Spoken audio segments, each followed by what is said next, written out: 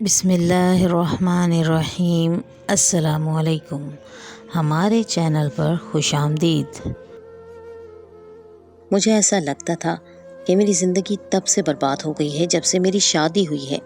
میں پورا دن اپنی نند کی خدمت کرتی اور پوری رات وہ مجھے مارتی رہتی تھی۔ مجھے اپنی زندگی سے نفرت ہو گئی تھی۔ میرا شوہر باہر کے ملک میں ہوتا تھا۔ جب تک اس نے واپس آنا تھا تو میں ایک فیصلہ کر چکی تھی، لیکن واپس آتے ہی اس نے مجھے ایسی بات بتائی کہ میرے سارے فیصلے دھرے کے دھرے ہی رہ گئے۔ میرا نام ہادیہ ہے۔ میں انتہائی خوبصورت اور دلکش شخصیت کی مالک تھی۔ میرے والدین نے میری شادی کرنے میں بہت جلدی کی تھی۔ میں بھی اتنی جلدی شادی نہیں کرنے چاہتی تھی۔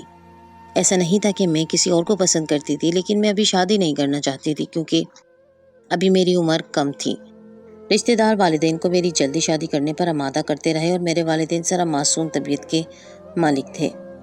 لوگوں نے کہا چپ چاپ مان لیتے ہیں، اور مجھ سے کہا کہ تمہاری یہی عمر ہے شادی کی، شادی کے بعد اچھے رشتے نہیں ملتے۔ اچھے رشتے سے مراد ان کی یہی تھی کہ میرا شوہر باہر کے ملک میں رہتا ہوتا ہے اور وہاں سے اچھی خاصی کمائی کرتا ہو، اور ایسا ہی ایک رشتہ بھی مل گیا تھا اور انہوں نے مجھے دیکھتے ہی ہاں کر دی۔ سسرال والوں نے نوکرانی بھی رکھی ہوئی تھی اور میری ایک نند بھی تھی اور ایک ساس۔ اس کے علاوہ گھر میں کوئی اور نہیں تھا۔ میرا شوہر شکل و صورت کا بھی اچھا انسان تھا۔ میری شادی اس کے ساتھ کروا دی گئی۔ اس کا رویہ میرے ساتھ بس ٹھیک ہی تھا، کوئی مسئلہ نہیں تھا۔ اس نے مجھے شادی کی رات کوئی ایسا ویسا لیکچر نہیں دیا تھا، لیکن اگلی رات یہ ضرور کہا کہ میری بہن کا خیال رکھنا کیونکہ وہ بیمار ہے۔ میں نے کہا کہ کیا بیمار ہے؟ تو اس نے کہا کہ تمہیں خود ہی پتہ چل جائے گا، اور مجھے واقعی پتہ چل گیا، کیونکہ جب وہ میرے کمرے میں داخل ہوئی تو اس کے انداز سے ایسا لگنے لگا جیسے وہ کوئی چھوٹی بچی ہے۔ اس کی عمر تو میرے شوہر سے بھی زیادہ لگتی تھی۔ وہ یقیناً میرے شوہر کی بڑی بہن تھی۔ اس نے شادی میں بھی شرکت نہیں کی تھی۔ سب لوگ پوچھ رہے تھے تو میری ساس نے کہا تھا کہ اس کی طبیعت بہت زیادہ خراب ہے، لیکن اب مجھے پتہ چلا کہ وہ اس کو لے کر کیوں نہیں آئی تھی، کیونکہ میری نند نفسیاتی مریضہ تھی، لیکن میری ساس نے اسے ابھی تک گھر میں رکھا ہوا تھا۔ ابھی گھر میں کچھ مہمان تھے۔ ایک عورت جو کہ ہمسائے ہی تھی میرے پاس آئی اور کہنے لگی کہ بیٹا اس لڑکی سے بچ کے رہنا۔ وہ میری نند کی بات کر رہی تھی۔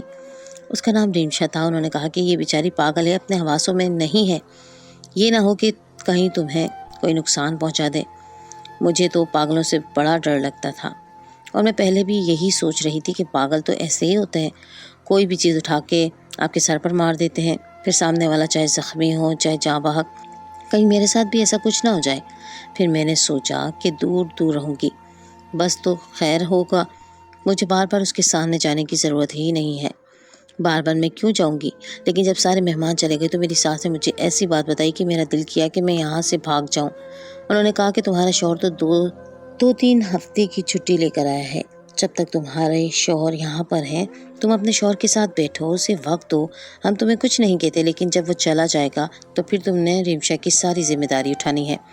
میں بوڑھی ہو گئی ہوں، مجھ سے سارے کام نہیں ہوتے اور اس کے بہت سارے کام ہوتے ہیں، اس کو کسی چھوٹے بچے کی طرح سنبھالنا پڑتا ہے۔ میں کسی نوکر پر بھروسہ نہیں کر سکتی، اسی لیے تمہیں ہی یہ سب کرنا ہوگا۔ اس گھر کے کاموں کے لیے میں نے نوکرانی رکھی ہوئی ہے، تمہیں صرف کھانا پکانا ہے اور ریمشا کا خیال رکھنا ہے، اس کے علاوہ تمہارا کوئی کام نہیں ہے۔ مجھے پہلے یہ اندازہ ہو گیا تھا کہ اس گھر میں زیادہ کام نہیں ہے۔ میں نے یہی سوچا تھا کہ میں کچن سنبھال لوں گی اور بس اپنی زندگی کو آرام سے گزاروں گی، لیکن یہ نہیں تھا پتا کہ میری ساس مجھے اتنی بھاری ذمہ داری دے رہی تھی۔ اس کی ذمہ داری لینے کا مطلب تھا 24 آورز اس کے آس پاس رہنا، اور 24 گھنٹے میں ایک دفعہ بھی اگر اس کا دماغ خراب ہو جاتا تو میرا کیا بنتا؟ میں نے انکار کرنے کی کوشش کی، لیکن ایک تو میں نئی بہو تھی، اوپر سے اپنی ساس سے تھوڑا سا ڈر بھی رہی تھی، اسی لیے انکار نہیں ہو پایا، بول ہی نہیں پائی۔ سوچا کہ شوہر سے بات کروں گی، 1-2 مہینے برداشت کر لیتی ہوں، اس کے بعد اس سے کہوں گی کہ مجھے اس چیز سے باہر نکالو اور میں یہ سب کچھ نہیں کرنا چاہتی۔ ریمشا دیکھنے میں اچھی شکل کی مالک تھی اور خوبصورت بھی تھی، لیکن اس کی حالت عجیب سی تھی۔ میں نے بھی FA میں 1 سال تک نفسیات پڑھی تھی، لیکن اس کے بعد مجھے پڑھائی سے ہٹا لیا گیا اور میرا FA پورا ہونے سے پہلے ہی میری شادی کروا دی گئی۔ اس کے مطابق جو بات میں نے پڑھی تھی وہ مجھے ریمشا میں بالکل بھی نظر نہیں آ رہی تھی۔ کہتے ہیں کہ ایک انسان تب پاگل ہوتا ہے جب وہ اپنے لیے بھی نقصان دہ ثابت ہونا شروع ہو جاتا ہے، یعنی اسے اپنی بھی فکر نہیں ہوتی۔ آپ کسی ایسے انسان کو پاگل نہیں کہہ سکتے جو ویسے تو پاگلوں والی حرکتیں کرے، لیکن جب اس کے پاس ہاتھ میں پیسے پکڑے ہوں تو اسے پیسوں کی بہت زیادہ قدر ہو۔ या उसे अपनी जान प्यारी हो। वो कदम कदम फूंक फूंक कर रखता हो, लेकिन किसी और को मारने के लिए तैयार रहता हो। ऐसा इंसान पागल नहीं होता, बल्कि पागल बना हुआ होता है। मेरी नंद को भी पैसों के बारे में तो अच्छी तरह पता था। वो मेरी सारी चीज़ों के बारे में मुझसे पूछ लेती थी और उसने ये भी कहा कि आपकी अम्मी ने ना अच्छे कपड़े नहीं दिए, आपको बहुत ही हल्के और सस्ते कपड़े दिए हैं। हम लोगों ने आपको इतने महंगे वाले कपड़े दिए हैं, इतने ज़्यादा पैसे लगे हैं हमारे। इस तरह की बातें कर रही थी। भला ऐसी बातें कौन पागल कर सकता है? ये तो सोच विचार की बातें थी। अचानक से बच्ची बन जाती थी और अचानक से ही संजीदा मिजाज। मेरे शौहर ने भी 2 हफ्ते के बाद चले जाना था। वक्त गुजरता जा रहा था और मुझे डर लग रहा था, क्योंकि जैसे ही मेरा शौहर जाता ये जिम्मेदारी मुझ पर आ जानी थी। जब मेरा शौहर जाने लगा तो मेरी नंद ने उसे कहा कि आप ऐसे ही चले जाएंगे, भाई मुझे पैसे नहीं देंगे, मुझे पैसे चाहिए, मुझे पैसे चाहिए। उसने एक ही जुमला बार बार बोलना शुरू कर दिया। मुझे ये सब कुछ बहुत अजीब लग रहा था, लेकिन मेरे शौहर को शायद उसकी आदत थी। उसकी जेब में जितने भी पैसे थे उसने सारे निकाल के दे दिए। कम से कम भी 30 से 40 हज़ार थे। वो कमरे में मुझसे मिलने के लिए आया। उसने कहा मैं बस जा रहा हूँ, 1.5 घंटे बाद मेरी फ़्लाइट है। मैंने कहा कि मुझे भी खर्चे के पैसे देते जाएं, मैं पीछे क्या करूँगी। उसने कहा कि हाँ बात तो ठीक है, लेकिन जब उसने अपना पर्स खोला तो उसमें कैश में पैसे नहीं थे। उसने कहा कि मैंने तुम्हारे सारे पैसे रिमशा को दे दिए। अच्छा तुम फिक्र नहीं करो, मैं तुम्हारे लिए कोई इंतज़ाम करवा दूंगा। अम्मी से कहना वो तुम्हें पैसे दे देंगी। मैंने कहा मुझे आपसे पैसे चाहिए, अम्मी से पैसे मैं नहीं मांगूंगी। पता नहीं वो मुझे कितने पैसे देंगी, मुझे ज़रूरत है। मेरे शौहर ने कहा कि अभी तो शादी हुई है, ऐसी भी क्या ज़रूरत है। जब मैं वहाँ चला जाऊँगा फिर मुझे मैसेज पर बताना, मैं अलग से तुम्हारे नाम पैसे भिजवा दिया करूँगा। मैंने कहा कि ठीक है। वो मेरी सास को कुछ बता कर गया था। मेरी सास ने मुझे 5,000 का नोट दिया और कहा कि अपने शौहर को तंग मत करो, कुछ भी चाहिए हो मुझे बताना, और अभी तुम्हारे जूते कपड़े सब कुछ तो लिया है, पता नहीं तुम्हें पैसों की क्या ज़रूरत है। मुझे पता था कि मुझे 5,000 दे के मेरी सास ने मुझे दबकर रहने का इशारा दिया था, जबकि उनकी बेटी ने मेरे शौहर से खड़े खड़े 30 से 40 हज़ार रुपये निकलवा लिए थे। उनको कोई परवाह नहीं थी। अब उनको याद आ गया कि मेरा बेटा बड़ी मेहनत से पैसे कमाता है और पागल के हाथ में 30 से 40 हज़ार देने का क्या फ़ायदा हो सकता था। वो इन पैसों को कहीं फेंक देती या उनको फाड़ देती तो फिर ना वो किसी के काम के रहते और ना ही उनको कोई इस्तेमाल होता। मेरी सास तो पहले दिन से ही सीधी बात कर देने की आदी थी। आते ही मुझ पर इतनी बड़ी जिम्मेदारी डाल दी और मुझे सारा कुछ समझा दिया कि ये उसकी दवाइयाँ हैं, ये उसके कपड़े हैं, इसको टाइम से खाना देना है। उसे इन बातों पर गुस्सा आता है। मुझे पूरी लिस्ट बना के दे दी। मैं नौकरों की तरह उनके सारे काम करती। मेरी नंद की अजीब सी आदत थी, वो बात करते हुए थप्पड़ मार के बात करती थी और फिर हंस पड़ती थी। उसका हाथ बहुत भारी था, बार बार मुझे थप्पड़ मारती रहती थी। पहले तो 4 दफ़ा तो मुझे भी एहसास हुआ कि ज़ाहिर मजाक में ही इस तरह कर रही है, लेकिन फिर मुझे एहसास हुआ कि वो मुझे जानबूझ कर थप्पड़ मार रही है। पूरा दिन मैं उसकी खिदमत करती और पूरी रात वो मुझ पर हाथ उठाती रहती थी। मेरी सास ने कहा था कि अकेली कमरे में क्या करोगी, अपनी नंद के साथ ही सो जाया करो, क्योंकि इसको रात को भी कभी न किसी चीज़ की ज़रूरत पड़ जाती है। अकेली कमरे में रहोगी तो शौहर की याद आएगी, इसके साथ रहोगी तो वक्त कट जाएगा। वैसे भी उसने साल से पहले वापस नहीं आना, छुट्टी नहीं मिलेगी। मैं अपनी नंद के साथ ही सोने लगी। रात होते ही उसका रवैया कुछ बदल सा जाता, अजीब सी हो जाती थी। एक दिन मुझे कहने लगी कि ये वाला जोड़ा पहनकर तैयार हो जाओ। मैंने देखा तो उसके हाथ में खूबसूरत जोड़ा था। वो मेरा ही था, उन लोगों ने ही मेरे लिए बनवाया था। मैंने कहा कि क्या हो गया तुम्हें, रात के 11 बज रहे हैं और मैं यहाँ तैयार होकर बैठ जाऊँ? क्यों इस टाइम क्यों तैयार हूँ? उसने कहा कि हो जाओ ना तैयार, मैं तुम्हें तैयार हुआ देखना चाहती हूँ। मैंने कहा कि तुम देख कर क्या करोगी, मुझे तैयार नहीं होना। उसने कहा कि तैयार हो जाओ, नहीं तो मैं चीखना चिल्लाना शुरू कर दूंगी।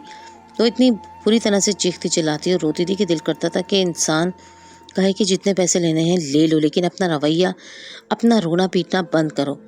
मैंने कहा कि अच्छा ठीक है। मैं जल्दी जल्दी कपड़े बदल के आई तो उसने मुझे कहा कि तैयार भी हो जाओ। मैं बनाओ सिंगार करके तैयार हो गई। थोड़ी देर के बाद वो 2 गिलासों में बोतल डाल के ले आई और कहने लगी कि चलो आराम से बैठकर पीते हैं। मैं हैरान थी कि रात के 11 बजे उसने मुझे तैयार करवाया बोतल पिलाने के लिए, और रात को बोतल कौन पीता है भला। वो भी सर्दियों की शामों में जब एक लड़की की शादी होती है, उसकी ज़िंदगी वैसे ही अजीब होती है। फिर उसका शौहर उसको छोड़कर चला जाए तो उससे ज़्यादा बड़ी बात क्या हो सकती है। लेकिन मेरे साथ तो ये सब कुछ भी हो रहा था और मुझे एक पागल औरत का ख्याल भी रखना पड़ रहा था। اگر کل کو مجھ سے کوئی غلطی ہو جاتی تو مجھے نہیں لگتا تھا کہ میری ساس مجھے معاف کرتی۔ وہ تو بہت بڑا واویلا کھڑا کر دیتی۔ وہ تو اپنے کمرے میں شام ہوتی چلے جاتی اور آرام سے سو جاتی تھی۔ اپنی ذمہ داری مجھے تھما کر وہ سکون کی نیند سو رہی تھی اور میری راتوں کی نیند اڑ گئی تھی۔ لیکن جیسے ہی میں نے بوتل پی مجھے اچانک سے بہت ہی زیادہ نیند آنے لگی۔ اتنی اچھی نیند تو مجھے کافی عرصے سے نہیں آئی تھی، کیونکہ شادی کی تیاریاں ہو رہی تھیں اور جب سے شادی ہوئی تھی تب سے میں اور میرا شوہر بھی رات کو دیر تک باتیں کرتے رہتے تھے۔ صبح آنکھ کھلی تو جسم میں بہت زیادہ درد تھا، میں بہت تھکی ہوئی تھی، میری طبیعت تھوڑی خراب ہو رہی تھی۔ میں نے اپنی ساس کو کہا کہ میری طبیعت خراب ہو رہی ہے۔ انہوں نے کہا کہ سر درد کی گولی کھا لو، لیکن آرام کا وقت نہیں ہے۔ آج امشا کی طبیعت بھی خاصی خراب ہے، عجیب سی باتیں کر رہی ہے، آج تو اس کا زیادہ خیال رکھنے کی ضرورت ہے۔ میں نے اپنا سر پکڑ لیا کہ میں کہاں پھنس گئی ہوں۔ اپنے شوہر سے ایک دو دفعہ اس بارے میں بات کی تو اس نے کہا کہ ایک انسان کا خیال ہی تو رکھنا ہے، کیا تم اتنا نہیں کر سکتی ہو؟ ویسے بھی پیچھے اکیلی ہو، کیا کرو گی؟ اگر مصروف رہو گی تو تمہارا وقت بھی اچھا گزر جائے گا۔ پہلے اس نے مجھ سے پیار سے یہ بات کی، میں نے بار بار اسے شکایت کرنا شروع کر دیا تو اس نے بھی غصہ کرنا شروع کر دیا۔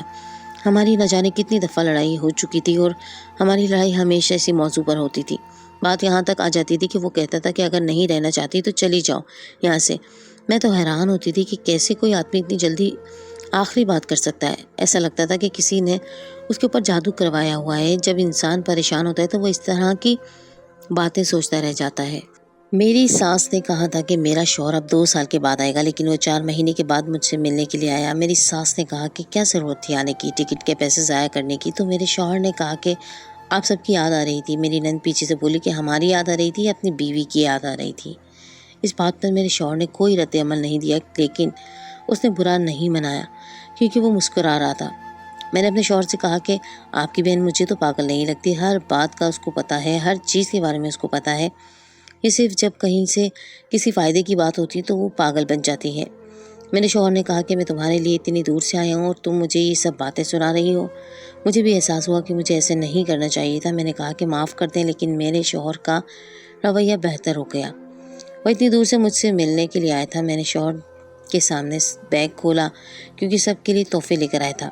جیسے اس نے ایک سرخ رنگ کا ڈبہ نکالا، میں سمجھ گئی کہ وہ میرے لیے سونے کا سیٹ لے کر آیا ہے، کیونکہ وہ دکھائی میں اس نے مجھے صرف پیسے دیے تھے اور کہا تھا کہ سیٹ بعد میں لے کر آؤں گا۔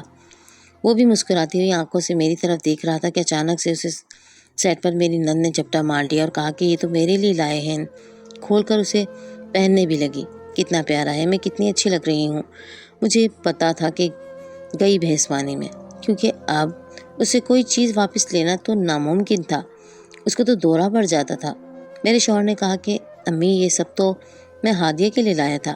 ابھی میرے شوہر کی آدھی بات پوری ہوئی تھی کہ میری ساس نے کہا کہ بہن کو پسند آ گیا ہے تو کیا ہوا، بیوی کے لیے اور لے آنا۔ اب کیا چاہتے ہو تم کہ میں اسے وہ سیٹ لے لوں اور وہ سارا گھر سر پہ اٹھا لے؟ پاگلوں کی طرح باتیں مت کرو، پاگل وہ ہے، ہم لوگ پاگل نہیں ہیں۔ اتنا زیادہ پریشان ہو جائیں گے کہ ہسپتال لے جانا پڑے گا تمہارے سیٹ کے پیچھے۔ میں اپنی بیٹی کو ذلیل نہیں کروا سکتی۔ اگر بیوی سے اتنا ہی پیار ہے تو دوسرا سیٹ لے آنا۔ اس کو بہن نے لے لیا تو کیا قیامت آ گئی۔ میرے شوہر نے کہا کہ ٹھیک ہے، آپ ٹھیک کہہ رہی ہیں، کوئی مسئلہ نہیں ہے، لیکن میں نے دیکھا کہ وہ سیٹ بہت ہی زیادہ خوبصورت تھا۔ پتہ نہیں مجھے اس کے ساتھ کا دوبارہ ملتا ہے کہ نہیں۔ میرا موڈ خراب ہو گیا اور میرے شوہر کے ساتھ میری لڑائی ہو گئی۔ اس نے کہا کہ آپ کی ماں اور بہن نے ساری اچھی چیزوں پر قبضہ کر لیا۔ میں تو ابھی آپ کی زندگی میں آئی ہوں، 1 سال بھی نہیں ہوا ہے، اور آپ تو 8-9 سال سے باہر ملک میں رہتے ہیں۔ کیا ان کا دل نہیں بھرا باہر کے ملک کی چیزوں سے، جو ابھی بھی یہ اس طرح کی حرکتیں کرتی ہیں؟ میرے شوہر کی آنکھوں کے دیکھ کر لگ رہا تھا کہ وہ بھی یہ سب کچھ سوچ رہا تھا، لیکن اس نے پھر بھی مجھے ڈانٹا، کیونکہ شاید وہ نہیں چاہتا تھا کہ میں اس کے گھر والوں کے سامنے اس طرح کی باتیں کروں یا اس کے گھر والوں کے خلاف ہو جاؤں اور میری زبان کھل جائے۔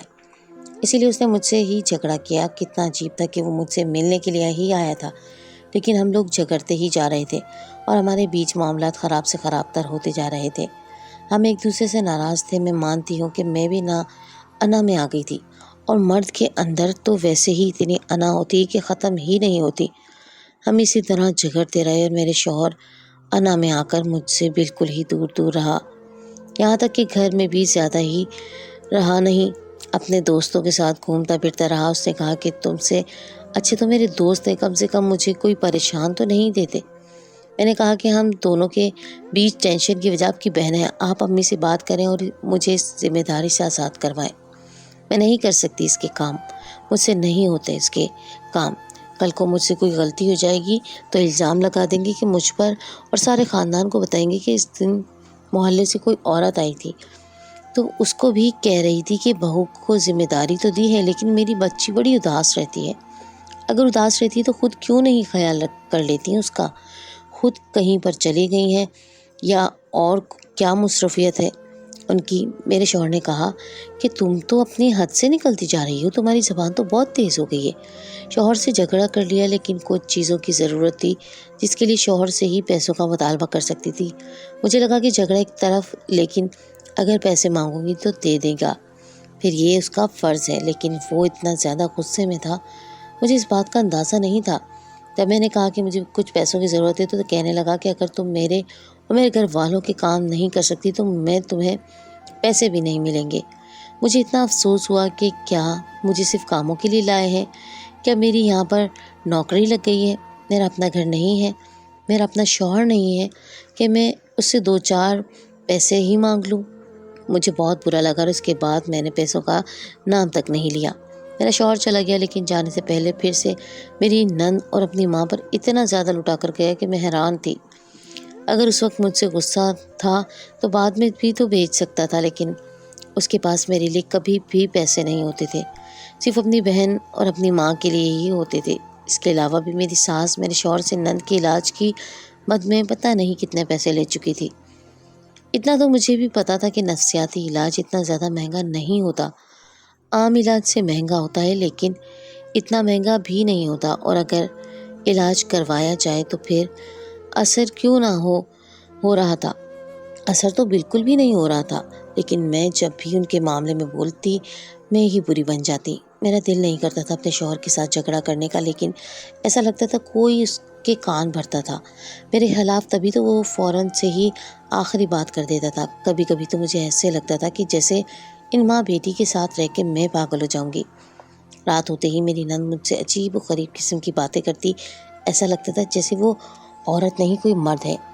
ایسی باتیں تو صرف کوئی مرد ہی کر سکتا ہے۔ تبھی کہتی تھی کہ مجھے تیار ہو کے دکھاؤ، تو کبھی کہتی تھی کہ آج تو اچھی نہیں لگ رہی، کل زیادہ خوبصورت لگ رہی تھی، اور کبھی میری شکل اور میرے جسم کے حصوں کی تعریف کرنے بیٹھ جاتی تھی کہ تمہاری آنکھیں تو بڑی پیاری ہیں، لیکن تمہارے بازو تھوڑی پتلی ہوتی تو اور پیاری لگتی۔ میں تو اپنا سر پکڑ کے بیٹھ جاتی تھی، ساری رات وہ جاگتی رہتی تھی اور اسی طرح کی باتیں کرتی رہتی تھی۔ دن اسی طرح گزر رہے تھے۔ نوکرانی ہمیشہ مجھے عجیب نظروں سے دیکھتی تھی، ایسا لگتا تھا کہ مجھے وہ کچھ کہنا چاہتی ہے لیکن کہہ نہیں پاتی۔ ایک دن میری طبیعت بہت زیادہ خراب ہو گئی، مجھے ڈاکٹر کے پاس لے کے جانا پڑا۔ تب پتہ چلا کہ میں ماں بننے والی ہوں۔ میری ساس فوراً ہی خوش ہو گئی اور نرس کو کہا کہ مٹھائی بانٹنے کے لیے لیکن میرا دماغ گھوم رہا تھا، کیونکہ میرے شوہر کے ساتھ میرا ایسا کوئی تعلق نہیں بنا تھا۔ میرے شوہر نے تو میری طرف نظر اٹھا کے بھی نہیں دیکھا تھا، وہ تو میرے پاس 5 منٹ بھی نہیں بیٹھا تھا، کیونکہ ہم لوگ جھگڑا ہی کرتے رہے تھے۔ پھر یہ بچہ کس کا تھا؟ میرا دماغ پوری طرح گھوم رہا تھا، میں بہت زیادہ پریشان تھی۔ یہ بات کسی کو بتا نہیں سکتی تھی کہ کس کو بتاتی۔ کون تھا؟ میری ساس اور میری نند تھی، ان کو بتانے کا کیا مطلب تھا کہ آ بیلوں اور مجھے مار، اور میں یہ نہیں کر سکتی تھی۔ میں بہت ہی زیادہ پریشان تھی۔ میری پریشانی دیکھ کر نوکرانی نے کہا کہ بی بی جی مجھے پتا ہے آپ کیوں پریشان ہیں۔ میں نے کہا کہ کیا مطلب؟ اس نے کہا کہ کیونکہ آپ کے ایک نہیں 3 شوہر ہیں۔ یہ سن کر میرے قدموں تلے سے زمین نکل گئی۔ میں نے کہا کہ کیا مطلب؟ کیا کہنا چاہتی ہو تم؟ کیا کہہ رہی ہو؟ تو اب اس نے مجھے ایسی بات بتائی کہ مجھے لگا کہ میں مر ہی جاؤں تو اچھا ہے۔ اس نے کہا کہ جب رات ہوتی ہے تو آپ کے کمرے میں کوئی جاتا ہے اور آپ بے ہوش ہو چکی ہوتی ہیں، لیکن آپ تو اپنی نند کے کمرے میں ہوتی ہیں، تو پھر اس وقت آپ کی نند کہاں جاتی ہے؟ وہ مجھ سے پوچھ رہی تھی یا مجھے بتا رہی تھی، مجھے سمجھ نہیں آ رہا تھا، لیکن میرے دماغ میں بھی یہی سوال تھا۔ میں نے اسے کہا کہ کیا وہ میری مدد کرے گی، یہ بات میرے شوہر کو بتائے گی؟ تو اس نے کہا کہ نہیں، آپ کی نند اور آپ کی ساس بہت ہی زیادہ خطرناک ہیں، میں نہیں بتا سکتی کچھ بھی نہیں، وہ تو مجھے جان سے مار دیں گی۔ لیکن میں بھی بڑی چالاک تھی، میں نے دوبارہ سے اس کی زبان سے یہ بات نکلوائی اور ریکارڈنگ کر لی۔ یہ ریکارڈنگ میں نے اپنے شوہر کو بھیج دی اور یہ بھی بتایا کہ میں ماں بننے والی ہوں۔ وہ حیران تھا کیونکہ یہ بچہ اس کا نہیں تھا، اسے پھر سے واپس آنا پڑ گیا اور واپس آ کر اسے پتہ چلا کہ یہاں پر کیا ہوتا رہا ہے۔ میری نند بالکل بھی پاگل نہیں تھی، بلکہ پاگل بنی ہوئی تھی تاکہ میرے شوہر سے اپنے علاج کے لیے بھی پیسے لے سکے، اور بات بات پر اسی طرح پیسے لیتی رہتی تھی، یہاں تک کہ اس کی شادی بھی ہو چکی تھی۔ اور صرف اتنا ہی نہیں، وہ لوگ میرے ساتھ بھی ظلم کر رہے تھے۔ وہ اپنے شوہر کے ساتھ ملی ہوئی تھی، مجھے اکثر کوئی کھانے پینے کی چیز پلاتی جس کے بعد میں گہری نیند سو جاتی۔ اس کے بعد اس گھر میں اس کا شوہر بھی آ جاتا اور یہ تینوں بیٹھ کے عجیب و غریب قسم کے پلان بناتے رہتے اور میری عزت کا سودا بھی کر چکے تھے۔ اس نے جس انسان سے شادی کی تھی وہ اچھا انسان نہیں تھا، اسی لیے چھپ کی شادی کی تھی، اور اس کی ماں اس کے ساتھ ملی ہوئی تھی کیونکہ میرا شوہر اس خاندان کا واحد کمانے والا تھا۔ اس کی دولت پر اگر میں قبضہ کر لیتی تو ان سب کا کیا ہوتا؟ یہ تو میرے شوہر کی دولت پر ہی پل رہے تھے۔ میری نند کا شوہر بھی کچھ نہیں کرتا تھا، بلکہ وہ ایک نہایت ہی بری عادت اور بری نیت والا آدمی تھا۔ اسی نے ان لوگوں کو یہ سارے مشورے دیے تھے، یہاں تک کہ یہ بھی پتہ چلا کہ اس کی پہلے شادی ہو چکی تھی اور اس نے کئی لڑکیوں کو دھوکہ دیا تھا۔ میری نند بھی یہ بات جانتی تھی، لیکن پھر بھی اس کی عشق میں پاگل تھی، اور مجھے پتہ چلا کہ میری زندگی برباد کرنے میں ان سب لوگوں کا ہاتھ تھا۔ میرے شوہر کی آنکھوں کے سامنے سب کچھ آ چکا تھا۔ قسمت سے جو بچہ میری گود میں تھا وہ اس دنیا میں آنے سے پہلے ہی اس دنیا سے چلا گیا۔ شاید یہی ہم سب کے لیے بہتر تھا۔ میری طبیعت بہت زیادہ خراب ہو گئی اور میں ہسپتال پہنچ گئی۔ ڈاکٹر نے بتایا کہ آپ کا بچہ آپ کے پاس نہیں ہے کیونکہ آپ کا جسم بہت زیادہ کمزور ہے۔ میرے شوہر نے میری ساس اور نند سے بہت زیادہ جھگڑا کیا، ان کو ان کی اوقات یاد دلائی اور کہا کہ تم لوگوں نے اچھا نہیں کیا، میں اپنی عزت تم لوگوں کے سہارے چھوڑ کے جاتا رہا اور تم لوگوں نے میری عزت کا سودا کر دیا۔ میں بھی بہت صدمے میں تھی، کچھ بولنا نہیں چاہتی تھی، بس مر جانا چاہتی تھی، لیکن میرے شوہر نے مجھے تسلی دی اور اس نے کہا کہ ایسا سوچنا بھی مت۔ اس کے بعد وہ مجھے بھی اپنے ساتھ لے گیا۔ مجھے بیرون ملک آئے ہوئے 2 سال ہو گئے ہیں، لیکن میں پہلے جیسی نہیں ہوں۔ میں نارمل نہیں رہی، میں عجیب سی ہو گئی ہوں۔ مجھے وہ سب کچھ یاد آتا ہے، خواب آتے ہیں برے برے، ہمیشہ پریشان رہتی ہوں، اور ابھی تک اللہ نے ہمیں اولاد بھی نہیں دی ہے۔ بس زندگی اسی طرح گزر رہی ہے۔ آخر میں یہی کہنا چاہوں گی کہ انسان کا پتہ نہیں چلتا کہ وہ کیسا ہے۔ لوگ کہتے ہیں کہ جب آپ کسی کے ساتھ رہتے ہیں تو تبھی پتہ چلتا ہے، لیکن کبھی کبھی ساتھ رہنے سے بھی پتہ نہیں چلتا۔ میرا شوہر بھی پہلے جیسا نہیں ہے۔ اس نے کہا کہ میں نے تمہارے ساتھ اچھا نہیں کیا، ہمیشہ جھگڑے کرتا رہا، روز امی کا فون آتا تھا، روز تمہارے خلاف باتیں سنتا تھا، پریشان ہو جاتا تھا۔ انہوں نے مل کر ہماری زندگی برباد کرنے کی کوشش کی ہے۔ وہ لوگ ابھی بھی پاکستان میں ہی رہتے ہیں، کیا کرتے ہیں کیا نہیں کرتے ہمیں نہیں پتہ، نہ ہم ان سے کبھی پوچھتے ہیں۔ ان کو میرے شوہر نے گھر دے دیا ہے، کہا کہ یہ گھر بھی آپ رکھ لیں، اور یہاں پر ایک دکان تھی وہ بھی آپ رکھ لیں، لیکن مجھ سے آج کے بعد آپ کا کوئی تعلق نہیں ہے۔ ہم لوگ سب کچھ ختم کر کے آ تو گئے ہیں، پر ہمارے اندر کا دکھ ابھی تک ختم نہیں ہوا اور پتہ نہیں کب ختم ہوگا۔